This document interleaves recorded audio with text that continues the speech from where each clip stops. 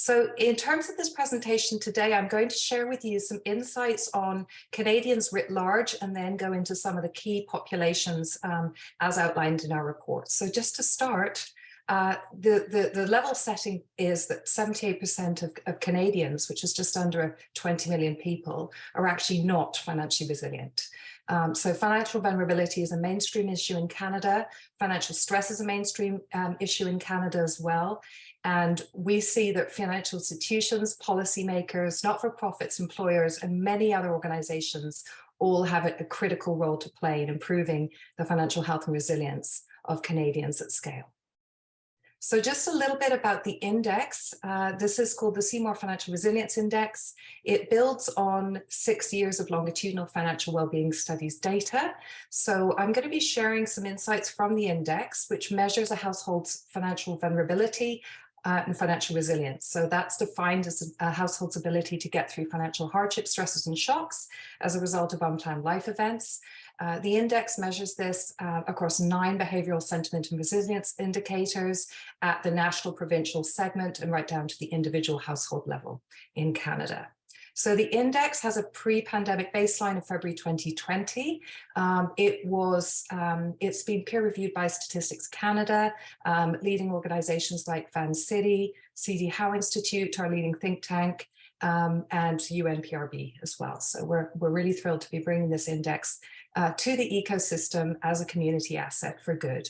And really, this is all about shining a light on the populations that are most financially vulnerable and enabling financial institutions, policymakers, and others to provide more targeted support to those who need it most.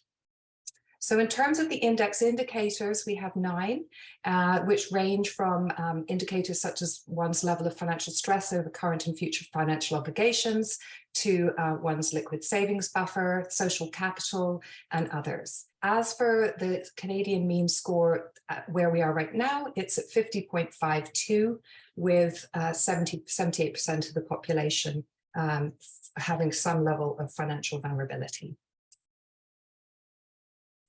So today, I'm just going to be shining a light on just a few populations that we see from financial vulnerability perspective based on the latest index. I will touch on what we're seeing for extremely vulnerable Canadians that have a financial resilience score of 0 to 30. I'll touch on Canadians with a disability because we've seen from our data they're one of the most challenged segments of all of the population. Low-income Canadians and single parents, Indigenous Canadians and racialized Canadians will be others I touch on.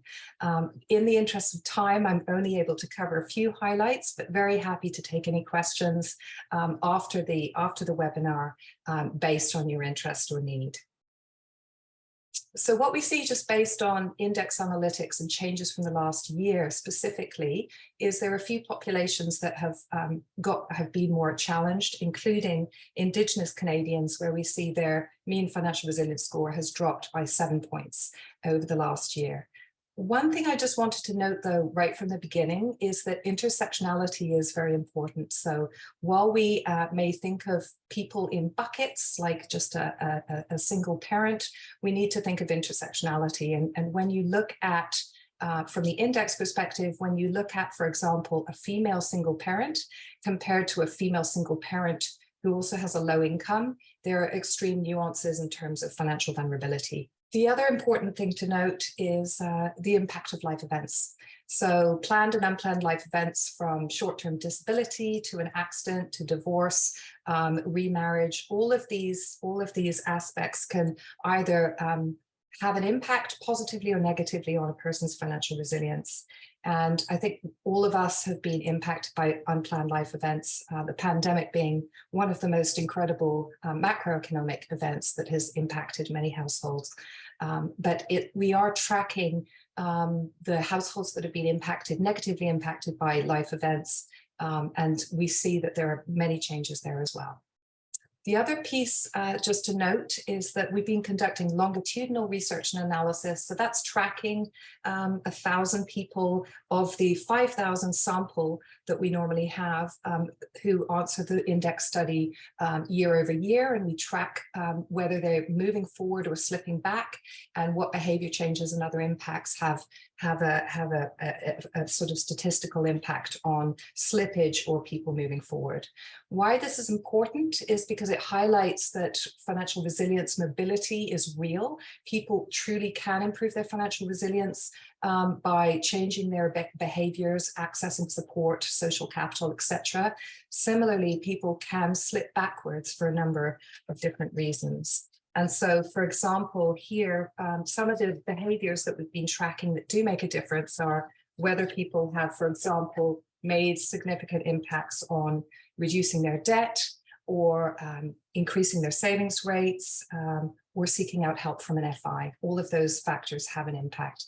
And I think this is very important for everyone on the line, just so that, again, we think of households as having the ability to be empowered to move forward, but also acknowledging that financial resilience is a journey and people can move forward and slip back over time and need appropriate support.